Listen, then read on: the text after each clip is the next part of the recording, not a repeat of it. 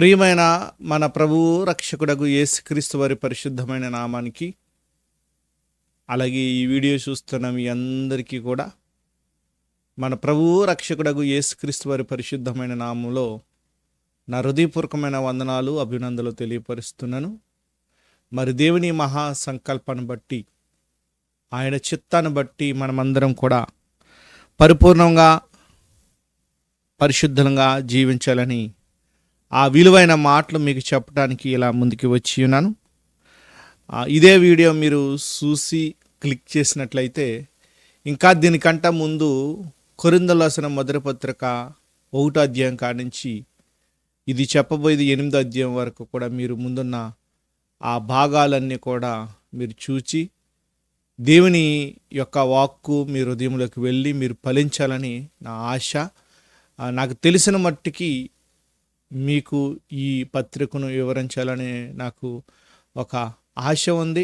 ఆ ఆశను మీరందరూ కూడా మనస్ఫూర్తిగా అంగీకరించి ఈ అధ్యాయంలో ఒక్కొక్క పదము ఒక్కొక్క పరిపూర్ణతకు కలిగి ఉన్నది కాబట్టి ఆ మాటలు మనం విడిచిపెట్టే వారంగా కాకుండా ఆ వాక్యాన్ని మనం సమృద్ధిగా స్వీకరించే వారంగా కావాలని ప్రభునామను బట్టి మీ అందరికీ కూడా మనవి చేస్తున్నాను.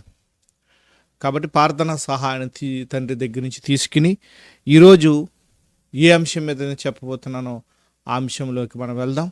ఈరోజు చెప్పబోయే అంశం ఏంటంటే, విగ్రహములకు బలిచ్చిన వాటిని తినొచ్చా తినకూడదా?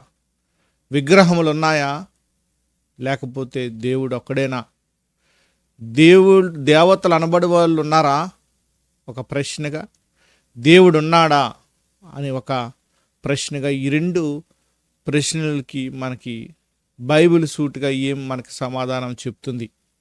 బైబిల్ ఏం చెప్తుందో ఆ మాటలు బట్టి మనము ముందుకి ప్రభులోకి కొనసాగాలని ఈ యొక్క మాటలు మీకు తెలియపరుస్తున్నాను. నేను చెప్పబోయే అంశం 2 అంశాలు మీకు ముందు చెప్పాను. 2 ప్రశ్నలుగా మనం తీసుకుని, మొదటి ప్రశ్న, విగ్రహములు వట్టివా? విగ్రహంలో ఏమైనా ఉన్నదా? విగ్రహములు ఎవరు తయారు చేస్తాడు? విగ్రహముల ద్వారా మనకి నష్టమా, లేకపోతే విగ్రహముల వల్ల మనకి ఏమి కాదా అన్నది ఒక మొదటి ప్రశ్నలో మీకు జవాబు చెప్తాను. 2వ ప్రశ్నలో, దేవుడు ఉన్నాడా? దేవుడు ఉంటే ఎలా ఉన్నాడు? దేవుడు ఎలా కలిగి ఉన్నాడు?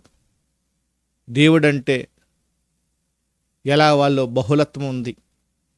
దేవుడంటే ఎలా మనం చూడాలి? దేవుడు మనలో ఎలా నివసిస్తాడు? దేవుడు ఎవరి ద్వారా మనలో నివాసనం వస్తాడు? ఎవరు మనలో పర్మనెంట్గా నివాసనం ఉంటున్నారు అన్నది ఈ 2వ ప్రశ్నలో ఇన్ని ప్రశ్నలు మనకు వస్తాయి. కాబట్టి ఈ 2 ప్రశ్నలు మన ముందుకు పెట్టుకుని ప్రార్థన సహాయాన్ని ప్రభు దగ్గరికి తీసుకుని మన ముందుకి కొనసాగుదాం. నాతోటి మీరందరూ కూడా ఈ ప్రార్థనలో ఏకీభవించండి. దయచేసి చూడండి, వాక్యము షేర్ చేయండి, అనేకులకి పంపించండి. ప్రపంచమంతా కూడా దుష్టుని సంబంధం ఉంది. దుష్టుని యొక్క ఆలోచనలు, దుష్టుని యొక్క మానవంగాలు, దుష్టుని యొక్క వ్యభిచారత్వం, దుష్టుని యొక్క క్రూరత్వం, దుష్టుని యొక్క కామకత్వాలు ఎక్కువైపోయి. ఎందుకంటే ఎవడు కలిగిస్తాడు ఇదంతే? శరీరం యొక్క ఆశను నెరవేర్చుకునేవాడు ఎవరంతా? అందరూ ఏంటంటే దుష్టుని సంబంధులు. నువ్వు శరీరం యొక్క కోరికను నెరవేర్చుకుంటున్నావంటే నువ్వు దుష్టుని సంబంధి. శరీరం యొక్క ఆశను తీర్చుకుంటున్నావంటే దుష్టుని సంబంధి. అల్టిమేట్గా నువ్వు దుష్టురాలువు నువ్వు. వాక్యం ప్రకటిస్తుండగా వాక్యాన్ని నువ్వు వింటలేదంటే, వాక్యాన్ని అంగీకరించట్లేదంటే, వాక్యాన్ని సిప్ చేసేస్తున్నావంటే నీలో దుష్టుడున్నాడు కాబట్టి నువ్వు వాక్యాన్ని సిప్ చేసేస్తున్నావు. క్రైస్తవులైన మీకే చెప్తున్నాను నేను, క్రైస్తవులుగా పిలువబడుతున్నవాడు క్రైస్తవుడు కాదు. నిజమైన క్రైస్తవుడు ఎవరంటే అంతరంగమందు ఆత్మ కలిగిన వాడే క్రైస్తవురాలు. మనమందరం కూడా చర్చిలకు వెళ్ళిపోయిన మాత్రాన అందరూ కూడా పరలోక రాజ్యానికి వెళ్తారంటే కష్టతరము. పరలోకము అంచు కాదు కదా, దాని గుమ్మం దగ్గరకు కూడా వెళ్ళలేవు నువ్వు. ఎలా ఇస్తాడు నీకు పరలోకం? ఎలా ఇస్తాడు నీకు పరలోకం? దేన్ని బట్టి నీకు పరలోకం ఇవ్వాలైనా? ఆయనలో నువ్వు ఏం మంచి క్రియలు చేశావు? ఒకప్పుడు మీరేమో పరిశుద్ధంగా ఉన్నారా? ఒకడప్పుడేమో దేవుడు మీలో నివసించాడా? ఇప్పుడేమో మీలో విగ్రహాధారణ వచ్చిందా? వ్యభిచారం వచ్చిందా? 5-6 వచనాలు కొరింథీ పట్టణస్థుల గురించి నేను మాట్లాడుతున్నాను. కొరింథీ పట్టణస్థుల గురించి అపొస్తలుడైన పౌలు గారు చెప్పిన మాటలు నేను చెప్తున్నాను. ఆయన రాయించిన మాటలు నేను వివరిస్తున్నాను. కాబట్టి ప్రార్థనలోకి మీరందరూ ఏకీభవించండి. ప్రార్థన చేసుకుని 2 ప్రశ్నలుగా మనం ముందుంచుకుందాం. మొదటి ప్రశ్న, విగ్రహములు వట్టివా? విగ్రహంలో ఏమైనా ఉన్నదా? రెండవ ప్రశ్న, దేవుడు ఉన్నాడా? దేవుడు ఉంటే ఎలా ఉన్నాడు ఆయన? అది 3 కూడా ఈ 2 కూడా మనం చూద్దాం. మొదటి ప్రశ్న, రెండవ ప్రశ్న ఒక్కొక్కటి మనం ప్రశ్నగా వేసుకుని అందులో ఉన్న సత్యాన్ని తెలుసుకుని ఆ సత్యము మీకు అర్థం అవ్వాలని నా ప్రయాస. సత్యం ఎప్పుడు అర్థమవచ్చు చెప్పడా నీకు? నువ్వు కరెక్ట్ లెవెల్లో ఉండి బైబిల్ స్పష్టంగా చదివి ఆయన ఆజ్ఞ ప్రకారంగా నువ్వు జీవించుకుంటే తప్ప బైబిల్ నీకు అర్థం అవ్వదు.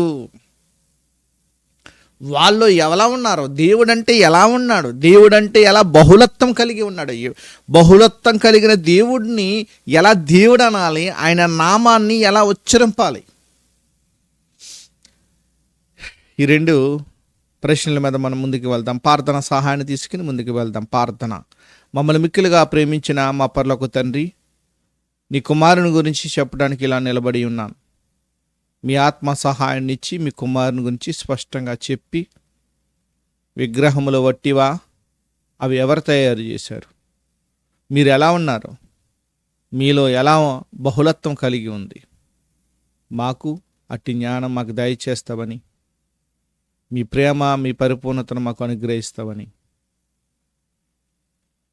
మీ ప్రేమలో మమ్మల్ని నడిపిస్తావని, మీ సహాయం నాకు ఇస్తావని ఈ పత్రికని వివరిస్తుండగా పరిశుద్ధాత్మను తోడు నాకు ఇస్తావని యేసు క్రీస్తు వారి నామములో ఈ ప్రార్థన మీ పాదముల దగ్గరకు సమర్పించుకుంటూ, ఇదిగో మీ కుమారుడగు మా రాజగు మా రక్షకుడగు యేసు పరిశుద్ధమైన నామములో అడుగుచున్నాను నా పరమ తండ్రి, ఆమెన్. రైట్, ముందుకు వెళ్దాం. కొరింథీయులకు రాసిన మొదటి పత్రిక 8వ అధ్యాయము. కొరింథీయులకు రాసిన మొదటి పత్రిక 8వ అధ్యాయము 1 నుంచి 7 వచనాలు మనం చూసి ఉన్నాం. 1వ అధ్యాయం నుంచి 7వ వచనం వరకు కూడా మనం చూసి ఉన్నాం. ఈ కొరింథీయులకు రాసిన పట్టణస్థులకి 1 నుంచి 4 కూడా ఒక భాగం అయితే, 4వ అధ్యాయం ఒక భాగం అయితే, 5, 6 కూడా ఒక భాగం అయితే, 8 నుంచి 16 అధ్యాయాలు కూడా 3వ భాగంగా మనం తీసుకున్నాం.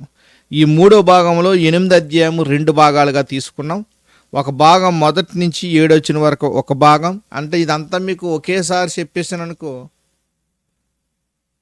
మీరు మామూలుగా 5 నిమిషాలు చూడటానికే ఎంతో ఇబ్బంది పడిపోతున్నారు. వాక్యము నిన్ను సంపాదించుకునే వాక్యము, నిన్ను కడిగిన వాక్యానికి నువ్వు సోటు ఇవ్వలేకపోతున్నావు. వాక్యానికి మనం సోటు ఇవ్వలేకపోతున్నామండి. అంతా కూడా లోకసరమైన విషయాలే, లోకసరమైన బ్రతుకే మన బ్రతుకు. నిజమైన నిలకడలేని బ్రతుకులు మనవి. దేవుని దృష్టికి మనం శత్రువులు గుర్తుపెట్టుకోవాలి. శత్రువు ఎలాగో చెప్పనా, నువ్వు ఒకడు ఆ మహాలోకం నుంచి నెట్టబడ్డాడు, ఆడొచ్చి నీలో నివసిస్తే నువ్వు శత్రువు అవ్వవు. నువ్వు శత్రుడు ఒకప్పుడు. ఎందుకు నువ్వు శత్రుడువు? ఆయన కృపను నువ్వు ఎందుకు అనుగ్రహించలేకపోతున్నావు? ఆయన ప్రేమను నువ్వు ఎందుకు అర్థం చేసుకోలేకపోతున్నావు? ఎందుకు నువ్వు శత్రుడు అయిపోయావు? ఏ విషయంలో నువ్వు శత్రుడువు? ఎలాగ నువ్వు శత్రుడు అయిపోయావు? ఆ అపవాదిగాడు నీలోకి వచ్చి నీలో ఏలుతున్నాడు. అప్పుడు నువ్వు దేవుని దృష్టికి నువ్వు శత్రుడు అయిపోయావు. వచనం చూద్దామా? రోమా పత్రికలో 5వ అధ్యాయంలో, రోమిలకు రాసిన పత్రిక 5వ అధ్యాయంలో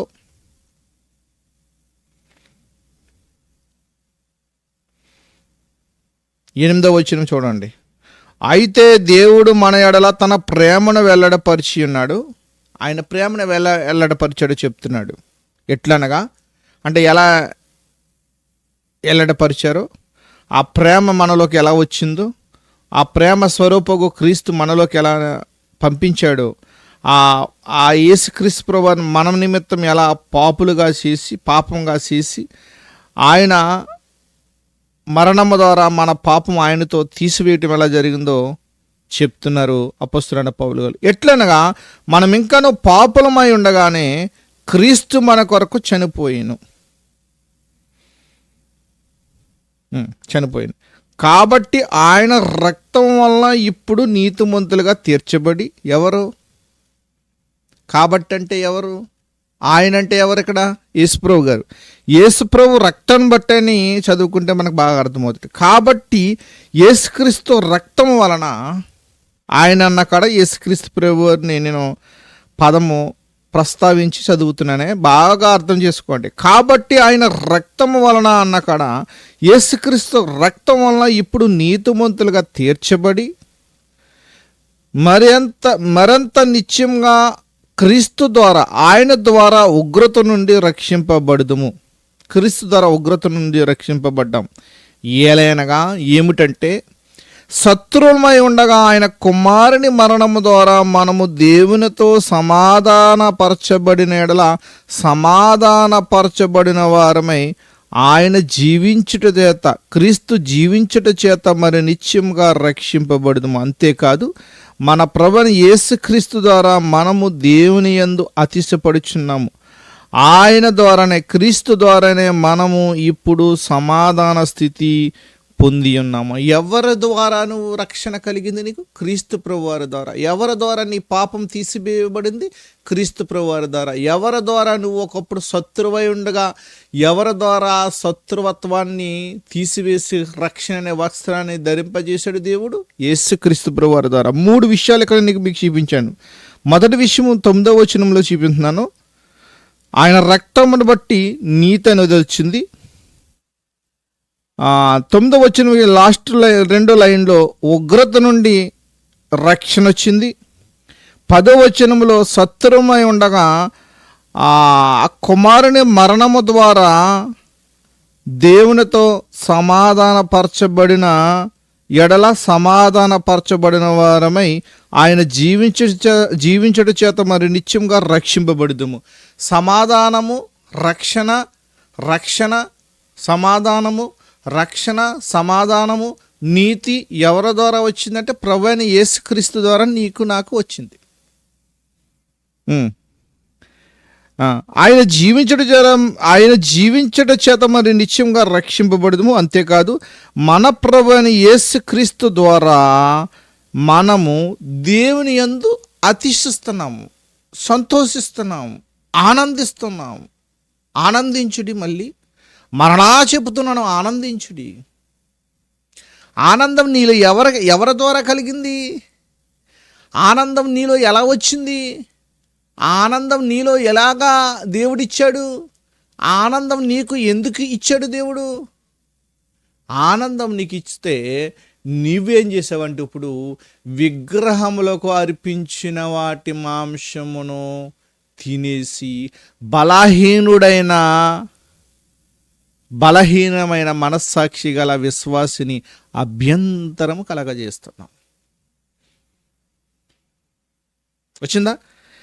కొరింథీయులకు రాసిన మొదటి పత్రికలో 1-7 వరకు ఒక భాగం అయితే, 7 నుంచి కింద వచ్చిన వరకు కూడా ఉన్న ఈ భాగాన్ని మనము 13 వచ్చే వరకు ఇదొక భాగం అయితే, ఈ భాగములో ఈ అధ్యాయం ఎందుకు రాయబడ్డదంటే, ఒరే మీ అందరికీ కూడా మనవి చేస్తున్నాను, మీరు ఆత్మానుసారంగా ఉన్నారు ఒకప్పుడు, దేవుని తెలుసుకున్నారు ఒకప్పుడు, రక్షణ అనే కృప కిందకు వచ్చారు. ఒకప్పుడు శత్రువులైన యూదులైన అన్యజనులైన మీరందరూ కూడా రక్షణ అనే వస్త్రాన్ని ధరించుకున్నారు, పరిశుద్ధాత్మను ధరించుకున్నారు.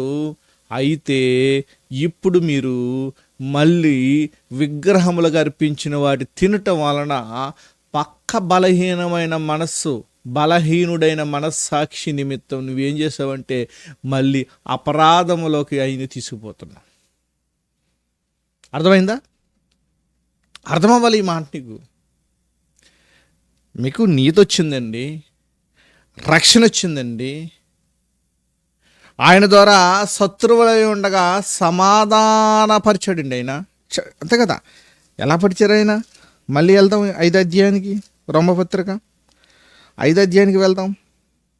5వ అధ్యాయం ఎలాగనగా 10వ వచనం, శత్రువుమై ఉండగా ఆయన కుమారుని మరణము ద్వారా మనము దేవునితో సమాధానపరచబడిన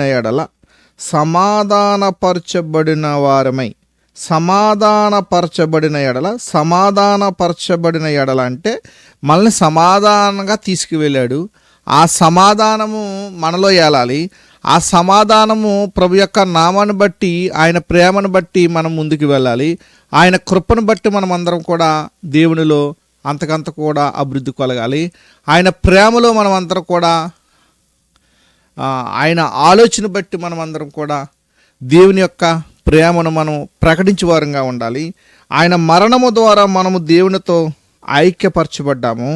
ఆయన ప్రభు జీవించట చేత నిత్యంగా రక్షింపబడదుము అంటే రక్షణ వచ్చేసింది. ఆయన ఇప్పుడు యుగయుగములు జీవిస్తున్నాడు, మనం కూడా ఆయనలో యుగయుగములు జీవిస్తాము. ఆయన మనలోకి వచ్చేసాడు. ఇంత తెలుసుకున్న మీరు మళ్ళీ విగ్రహములు బలి కల్పించిన వాటిని తినటం వలన పక్కనున్న ఆత్మీయ సహోదరుని, వాడిని మనస్సాక్షిని నువ్వేం చేస్తున్నావంటే ఎలా చెప్పాలంటే బలహీనపరిచేస్తున్నాం. అర్థమైందా? ఇది మొదటి విషయం. అయితే విగ్రహములు వట్టివా మంచివా, వాటి వల్ల మనకి నష్టం కాదని కీర్తనకారుడు 115వ కీర్తనలో చెప్తున్నాడు. ఈ కీర్తన మీరు చదివికిని విగ్రహములు ఉన్నది, అసలు విగ్రహం అనేది ఉందా, విగ్రహం ఉంటే దానివల్ల మనం నష్టపడిపోతామా అన్నది స్వయంగా అది ఎవరు చేశారో ఆ మహిమ ఎవరికి వెళ్తుందో చెప్పేస్తున్నాడు ఆయన. కీర్తనకారుడు 15వ అధ్యాయం 115వ సంకీర్తన మొదటి వచనం, మాకు కాదు యెహోవా, మాకు కాదు, నీ కృపా సత్యమును బట్టి నీ నామముకే మహిమ కలుగునుగాక. బాగా గుర్తుపెట్టండి, మహిమ నీకే చెందాలి. తన మహిమ తనకి చింతకోకుండా రోమపత్రిక మొదటి అధ్యాయంలో మీరు చదువుకున్నట్లయితే ఆ మహిమను ఏం చేశారంటే చతుష్పాద జంతువు రూపంగా మార్చేశారు. భూసంబంధమైన విగ్రహములను తయారు చేసి మనుషుల యొక్క మాట మీరు ఒకసారి చూసుకుని వద్దాం. రోమలకు రాసిన పత్రిక మొదటి అధ్యాయం మరియు 21వ వచనం, మరియు వారు దేవుని ఎరిగి ఆయనను దేవునిగా మహిమపరచలేదు, కృతజ్ఞతలు చెల్లింపను లేదు, కానీ తమ వాదముల యందు వ్యర్థులైరి, వారి అవివేక హృదయము అంధకారమైను, తాము జ్ఞానులమని చెప్పుకొనుచు బుద్ధిహీనులైరి. 23, వారు అక్షయుడగు దేవుని మహిమను క్షయమగు మనుష్యుల యొక్కయు పశువుల యొక్కయు చతుష్పద జంతువుల యొక్కయు పురుగుల యొక్కయు ప్రతిమా స్వరూపముగా మార్చేశారంతే. రకరకాల దూడం చేసుకున్నారు. మనిషి చేసాడు. మోషే అక్కడికి వెళ్ళి దేవునితో నిబంధనలు రాస్తుంటే కింద ఇశ్రాయేలు ప్రజలు బంగారం అంతా కూడా కరిగించేసి ఒక పోత దూడను చేసేసారు. ఏంటనే మోషే వెళ్ళు, నేను పుట్టించిన ప్రజలు చెడిపోయారు, దానికి బదులుగా మీ అన్న కూడా వాళ్ళతో ఉన్నాడు, వేలు కిందకి ఇమీడియట్గా వెళ్ళాలి నువ్వు. అంత దూరం నుంచే ఈయన రాసిన పలకలు ఆయన గిరేసేయటం జరిగింది. అంటే నువ్వు విగ్రహముల దగ్గర ఉన్నది అంతా కూడా ఏంటి? దురాత్మ. విగ్రహము ఉన్నదని నమ్మితే అపవాదుగాడు నిన్నేం ఎక్కడికి తీసుకుపోతున్నాడు అంటే ఆడిని మహిమపరిచి కాడికి తీసుకుపోతున్నాడు. నువ్వే చేసుకున్నావు కదా, అది ఆ బొమ్మను నువ్వే చేసుకున్నావు కదా. ఆ ప్రతిరూపాన్ని నువ్వు చేసుకుని నువ్వు దేవుడువు అని మొక్కుతున్న కాడికి తీసుకొచ్చాడంటే నీలో ఎవడ ప్రేరేపిస్తున్నాడో లోపల? శత్రువు అయిన అపవాది. వాడు ద్వారా నువ్వేం ఎవరికి దూరం అయిపోతున్నావు? మహిమగల దేవునికి, మహిమగల ప్రభుకి, మహిమగల ఆ పరిశుద్ధాత్మకు దూరం అయిపోతున్నావు. కొరింథీయులు రాసిన మొదటి పత్రిక 7వ అధ్యాయములో నుంచి 8వ అధ్యాయము ముగింపు వరకు ఏంటి అంశము? 8వ అధ్యాయము ఏంటి కాంటెక్స్ట్? 8వ అధ్యాయము మీరు విగ్రహములను ఒకప్పుడు విగ్రహములు ఎటుబట్టి అటు తిరిగారు, విగ్రహములు అర్పించిన వాటిని తిన్నారు. ఇప్పుడు అది తినటం వలన పక్కనున్న విశ్వాసికి అభ్యంతరం కలగజేస్తున్నావు. నువ్వు పక్కనున్న మనిషికి నువ్వు క్రీస్తు ధర ఏ మనిషి కోసమైతే క్రీస్తు ఏ బలహీనుడైన మనుషుడి కోసం క్రీస్తు చనిపోయాడో మళ్ళీ ఆ బలహీను నువ్వు అపరాధంలో పడేస్తున్నావు. రండి 115వ సంకీర్తనకు రండి. మాకు కాదు యెహోవా, మాకు కాదు, నీ కృపా సత్యమును బట్టి నీ మహిమకే మహిమ కలుగును గాక అని వారి దేవుడేడు అని అన్యజనులెందుకు చెప్పుకుందురు. 3వ వచనం, మా దేవుడు ఆకాశమందున్నాడు, తనకిష్టం వచ్చినట్లుగా సమస్తం ఆయన చేయుచున్నాడు. వారి విగ్రహములు వెండి బంగారమువి, అవి మనుష్యుల చేత పనులు. వాటికి నోరుండియు పలకవు, కనులుండియు చూడవు, చెవులుండియు వినవు, ముక్కులుండియు వాసన చూడవు, చేతులుండియు ముట్టుకొనవు, పాదములుండియు నడవవు, గొంతుకుతో మాట్లాడవు. వాటిని చెయ్యువారు, వాటి యందు నమ్మిక ఉంచువారందరూ వాటి వంటి వారై ఉన్నారు.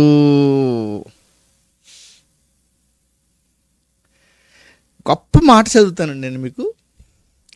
జీవజలమైన జీవాన్ని ముట్టుకున్న అపోస్తులు నిత్యజీవమైన యేసుప్రభుని తాకిన తర్వాత వాళ్ళు మాట్లాడుతున్న సాక్ష్యమైన యోహాను గారి మాట వింటే, జీవజలమైన నిత్యజీవమైన ప్రభుని తాకిన తర్వాత ఆ ప్రభుని అంగీకరించిన యోహాను గారు రాసిన మొదటి పత్రికలో మీరు గమనించి చదువుకున్నట్లయితే, మొదటి అధ్యాయము 1 నుంచి చదువుతున్నాను.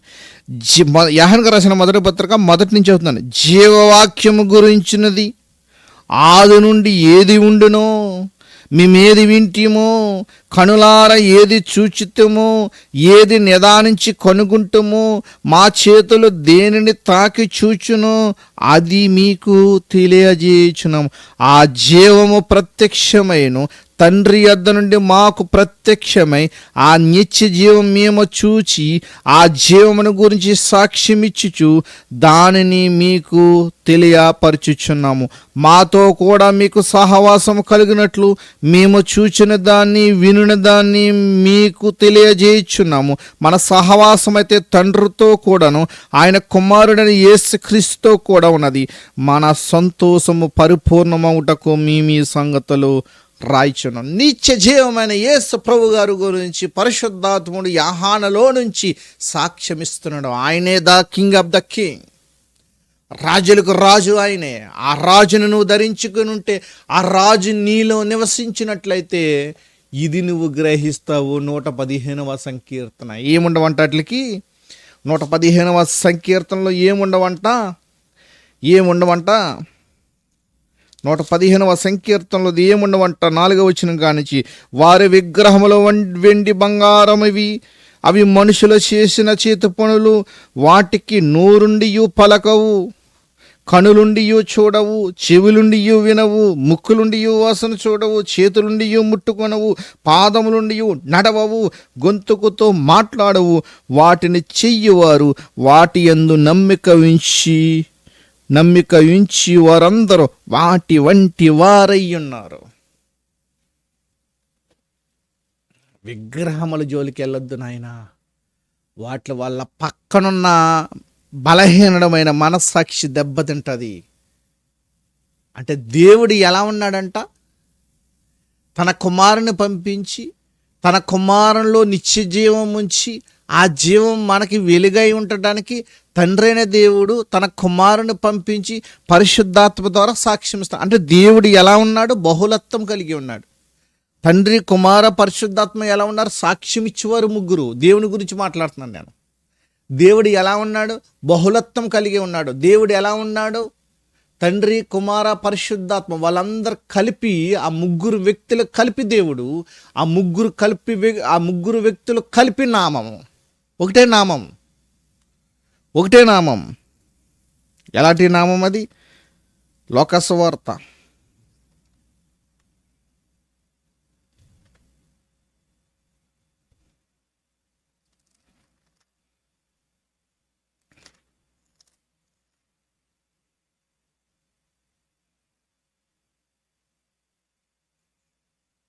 మత్తయి సువార్త చదువుకుందాం.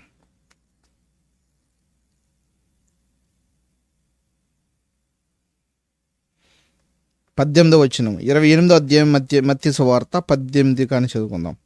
అయితే యేసు వారి యొద్దకు వచ్చి, పరలోకమందును భూమి మీదను నాకు సర్వాధికారం ఇయ్యబడినది.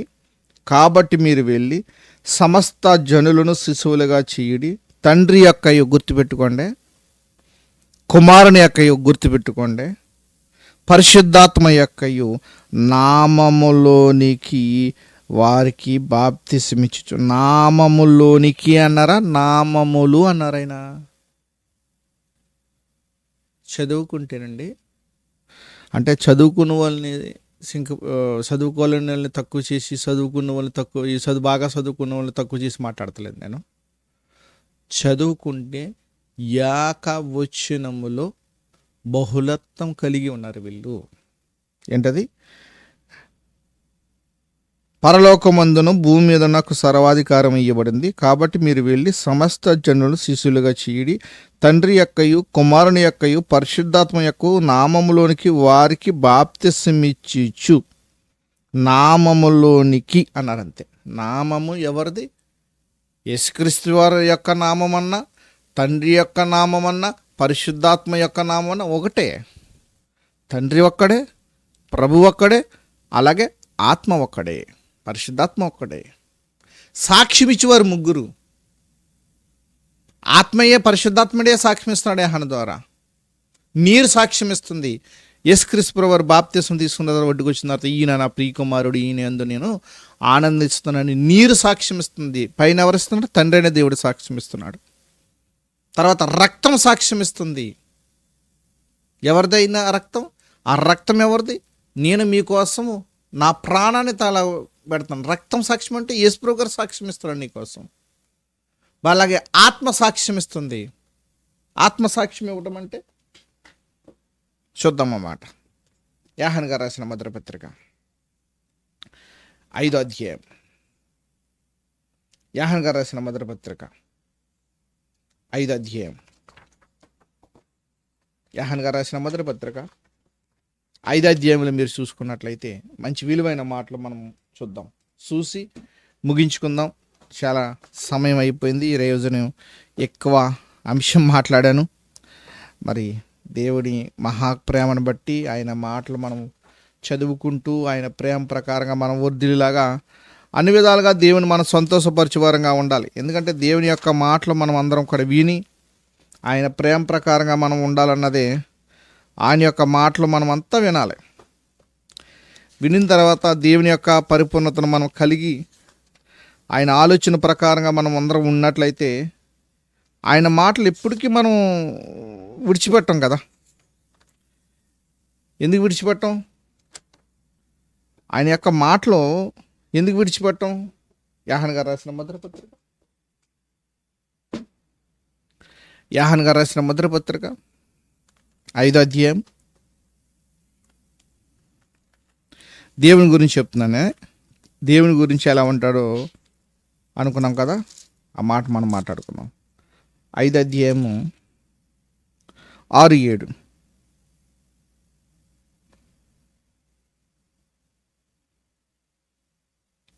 7వ వచనం, సాక్ష్యమిచ్చేవారు ముగ్గురు, అనగా ఆత్మయు అంటే పరిశుద్ధాత్ముడు, నీళ్లు అంటే తండ్రి అనే దేవుడు, రక్తము అంటే యేసుప్రభు గారు, ఈ ముగ్గురు ఏకీభవించి ఉన్నారు.